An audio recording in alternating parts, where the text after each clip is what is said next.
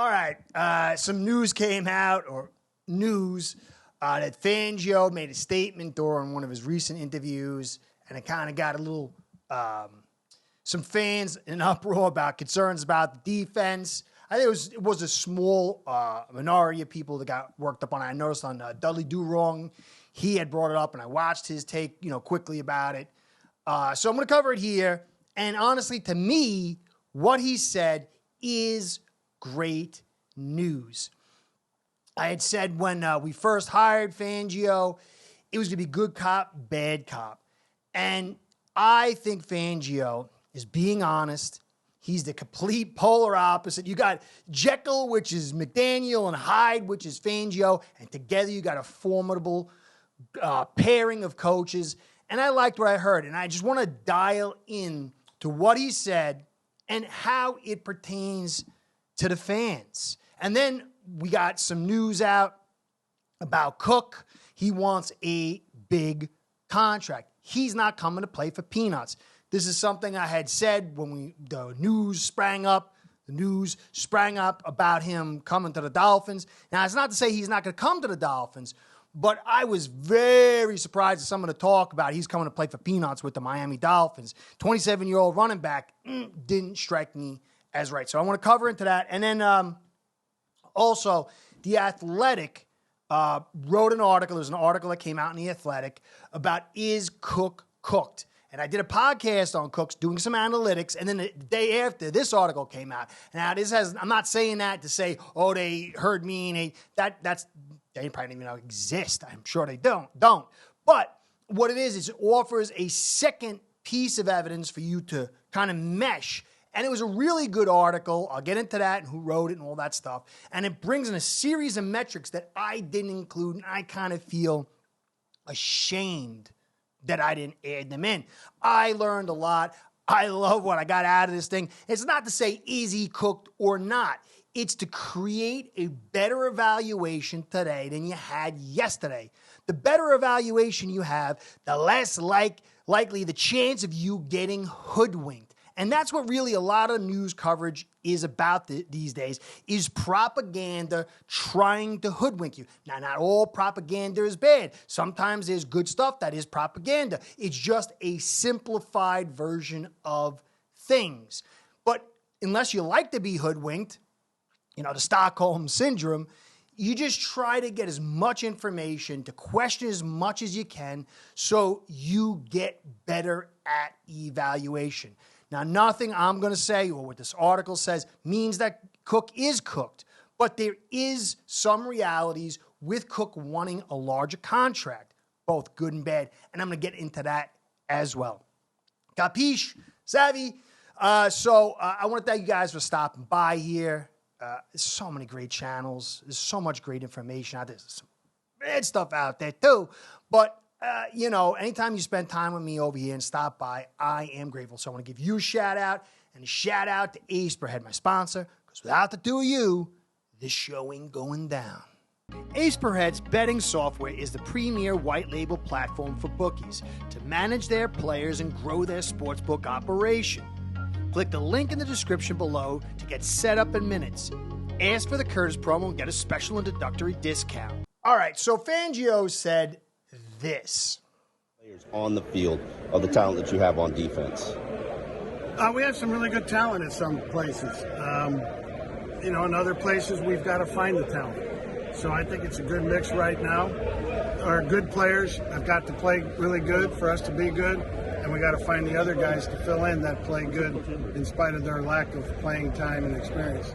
Nothing he said here was wrong. He said there are guys that are studs. They're going to be big-time players, guys like Ramsey who understands the system, guys that are going to be in particular parts of his system that aren't going to be asked to do as much cerebrally. And that's what this scheme is about. It's not an athletic-based. I mean, of course, you have to have athletic talent and all that stuff, but it's not about the stud athletes playing man. It's about some man, but beating people with your head, understanding your scheme. When you zone coverage, one guy, he forgets to drop 1 yard deep enough, and that is a hole, and the play gets completed. Everybody's got to do their job for zone coverage to work. So All he said is there's guys that don't have reps, don't have experience, they're young players, and we're trying to find guys to fit into the places where the superstars aren't, because superstars got to do their part, and then everybody else got to come in and grow through it. And there's nothing wrong with that. He had a quick little thing where he spoke for about a minute. He didn't. He made a couple of speaking faux pas. This is who Fangio is. He is just a hard-nosed, simple coach in the sense of media savvy. He's not out here to put a show on, and I loved it. And you need these kind of guys. Now, I've been around some coaches at a higher level, and I found that the defensive coordinators tend to be more like Fangio, although you get them on the offensive side. But tendency is that the offensive coordinators have a tendency to be more like McDaniel, and then the defensive guys have a tendency to be hard-nosed. And we need this for so many reasons. I'm going to go into do a live on Wednesday. I got everything worked out, I think. And I'm going to dig into why this is so valuable. And there's nothing here to be concerned with. Now, it's not to say I shouldn't say that. That's not fair. There is not any broad-based concerns that any fan should have. Now, the D linemen, they know A gap, B gap, C gap, 1 tech, 2 tech. They got most of this stuff down.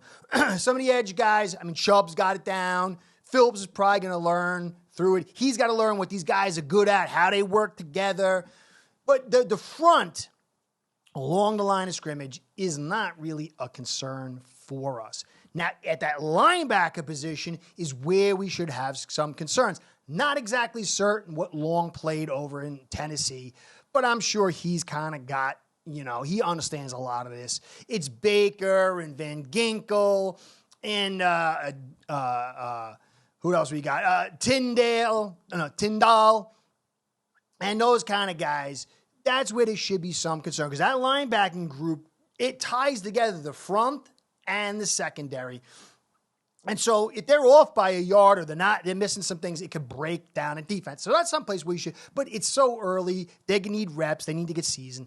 The secondary too, you got guys like Cam Smith coming in, but he's smart. He's a hard worker. There's concerns about whether he's going to be worth the second round, but it's not from the cerebral standpoint. Holland, he's been in one kind of system, but he's smart. You can figure he'll get there, but he needs reps. These guys need reps, even if they're smart. Howard, I'm sure Howard's going to get it pretty quick and got it pretty quick. Kohu, he's young, and so he's going to get those things in there. Needham, and the rest. So we just got to let these guys get their reps. And you know what? I write stuff down now so I don't forget, because I get all nervous when the computer, the camera's rolling over here. Anytime you change to a new system from an old system, one scheme to a new scheme, there's going to be guys that just don't fit in either at all or as good. That's a reality. There is a reality to that. I just don't think it's going to be broad-based. I still think this defense is going to be quite good. I think there's very little to worry here, and I like what Fangio has been saying and the personality he's bringing, okay? Now, I want to get into Cook. Now, I had brought up some analytics about Cook, how there's been a degrading of him since 2020. He had lots of reps. He's not really a good pass blocker. He's given up a decent amount of pressures throughout his career, except for 1 year. I think it was 2018. He drops the ball consistently. When he gets the ball in his hand, he does pretty good. So there's a lot there, but I was concerned about him with the cap. But you could see there has been this downgrading of his production.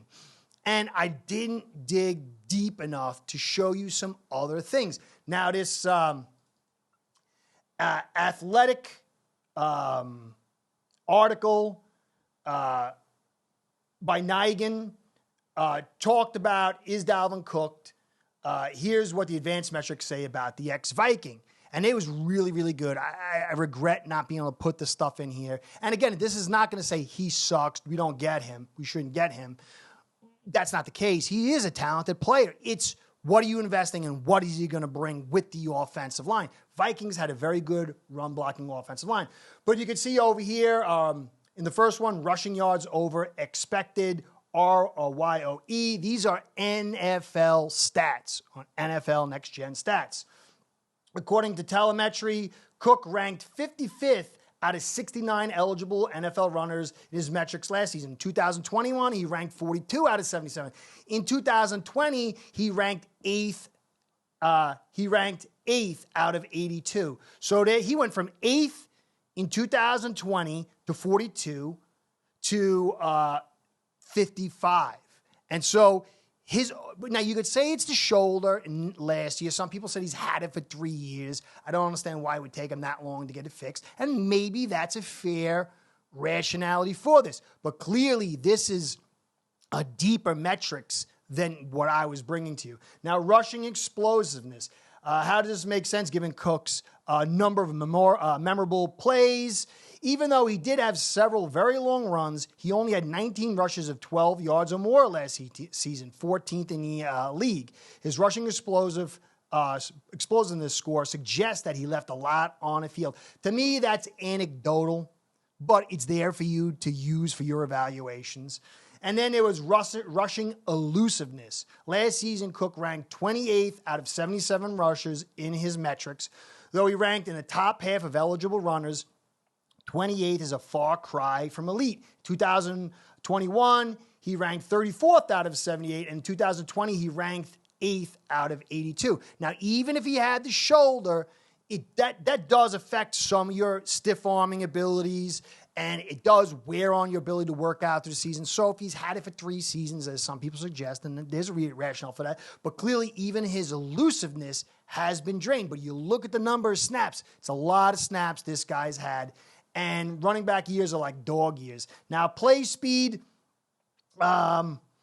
in the first 3 quarters, he averaged 4.6 yards per rush, and 37% of his rushes were deemed successful. In the fourth quarter, though, his average yards per carry dropped to 3.9, and only 21.4% of his rushes were successful. So he hurt his ankle in 21 and re-aggravated it later in the season. And then he had the dislocated shoulder 2 seasons in a row. And so he's had 2 seasons of damaged shoulder. He's had the ankle in 2021. And all that is real context to all these things that I'm talking about. But the bottom line is you really don't know. I mean, if it's fixed, is it really fixed? Is this sign of him breaking down? We don't know. I think the guy's still a very good back. And if we had the money, I would sign him. Although our scheme and fit is perfect, but our offensive line is way worse than the Vikings. And you can go look, yards per carry. We were running against nickel, and it was a lot of pop plays. It was the consistency. And is he going to get a number of carries that are worth it? Some people suggest, well, it's a good stable, and maybe towards the end of the season. I agree with all that. That's a plausible rationale. But ultimately, it's going to come down. You got to factor this in. You say, oh, who cares about next year? It's all about this year. Chances of us going to the Super Bowl is lowish. I mean, we could get to division or the conference round. I think that's fair, and that'd be great platform for 24. But if we strip mine ourselves for 24 and beyond, and it doesn't happen, everyone's going to care about next year. And I think we don't need to strip mine this year for next year. I think 23 and 24 is critical for us to have a 2-year window of success. But the report came out here from Dov Kleiman, big-time NFL guy. Update, former Vikings running back Dalvin Cook is looking for a significant contract in free agency. Cook won't sign a $4 to $5 million type contract per Tom Pelissero. Okay? So this is a guy who's 27. He's never going to get any more money than he gets this year. To come to the Dolphins for a $5 or $6 million contract or a 1-year contract is really rolling the dice very hard because, as I said, it's dog years. When he turns 28, he's not getting a bigger contract. And so it's the 28 year, he's turning 28 this year, so 28, 29. These next 2 years is the most amount of money this guy's ever going to likely make in his life. There's no way, if he had made tons and tons of money for it, he made good money before this, but I would very, very, very extremely surprised for him to come. And I was at the very beginning. He's going to want a 2-year contract and maybe even at 7 or 8 million range, but guaranteed. Because anything could happen. What if he dislocates his shoulder again? Whatever. He's never seen anything. His back is down to $2 or $3 million next year. So he's got to strike while the iron's hot, and he's going to try to find a top contract. Now, the good news is that Grier, he doesn't like to pay for running backs, and I think he understood what Cook wanted, and that's why he passed on the trade, because he want to give assets and a big amount of money. And I think that's why he went with A-Chain, and he's going with Mostert and Wilson and the rest, because he understands the contracts. You might say, go for it this year and don't worry about it, but his future, the future of this regime is tied up. If they have a bad season this year and they're totally broke for next year and they got to let some guys go, this could be the end of Grier and McDaniel and whoever else. You don't know. Nothing is guaranteed. And so he's got to be like, look, I really want to go for the season, but I got to leave a little ammo to keep it together in 24 because I built this roster to be peaked out at 23 and 24.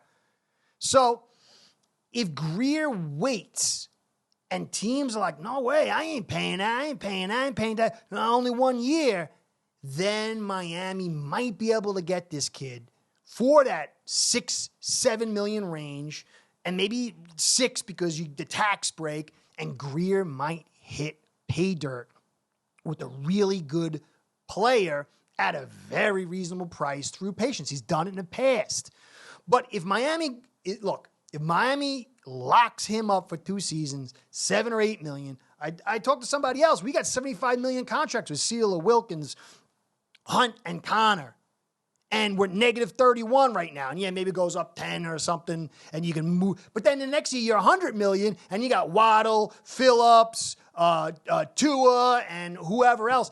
There is so much money going out to lock players up, and you cannot just keep pushing it back, or else the Bills would have Edmonds. The Chiefs would never have moved on from Hill.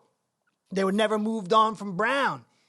The cap is ultra flexible. And Omar Kelly, I loved that. I really like the guy. I'd like to meet him. He started this whole thing among Dolphins fans that the cap is totally fake. It is flexible like a 16-year-old gymnast, but if you push it far enough, something's going to break. That's reality. And if you believe otherwise, then you're living in fantasy land. We're probably going to lose 1 player next year at least, and that's okay. Look what the Bills did. If we can keep the right 3 of the 4 main guys and bring in some more guys to juggle around, hitting our draft, then we can have another peak season in 24. And we got 2 years to justify and verify this regime and to give us the team we want so we can kind of go, we got the guys we want. Let's chill and now build for the long term with these core players. And then we can get back to, being on top in 26, 27. We got all draft picks. I think that's what's going to happen. But even if you sign him for that $6 million, you can't carry that $6 million over. And I think Connor's going to want about 15. I think Hunt's going to want 14 or 15, maybe more. I did a whole study on the guard situation. They're getting in modern guards, good ones, are getting 17, 18. These guys' contracts are going to be big. Anybody who says anything different is out of their mind. Wilkins is going to want 25, 23, 25. And if we don't sign before the season and he plays really good, he'll get that, maybe even just a little bit more. Maybe if he has a good pass rushing, he might be able to set the market for DTs and seal it too. So Cook for 5 or 6 is a little bit of a risk, but worth it. But he's going to want those 2-year contracts, and you got Denver and you got KC because Pacheco has coming off multiple injuries. They got lots of money, $51 million next year. You got the Jets, and so he's going to have to go to all these guys, and if they don't take him, maybe we get him cheap. That's the only way I think we should get him. I still think the guy's got juice. Not sure how much, and I'm not sure how well he marries with this offensive line, considering the Vikings were excellent run blockers. So that's it, guys. I think overall it's good news. I think we're waiting to see to get Cook ultra cheap, which would be fantastic. I think Fangio is showing to be the guy who we really need. And I'm going to get into the live, his relationship with the fans. Fans need to understand that their life, their emotions, their feelings is not what drives a successful NFL team. It's all about being uncomfortable. It's all about competition. It's all about challenge. McDaniel is a nice guy, and he's working in that area. But without Fangio, I think we would have a very bad season. I think Fangio coming in brings in the quantity we need. So anyway, thanks for stopping by. Hope all's well. I really do. I pray as a guy that's been on the forums here, comments a lot. Somebody I developed a friendship with, told me he had the C word. I don't know if you can still say that word anymore without getting in trouble, so I say the C word. And I haven't heard from him, and I'm really sad, and I'm hoping that it's something else. So keep your hopes and prayers out for this individual. Catch you next time. Be well. Go Fins. Building your own online sports book today by getting signed up with aceperhead.com service that'll allow you to book action on sports from all around the world.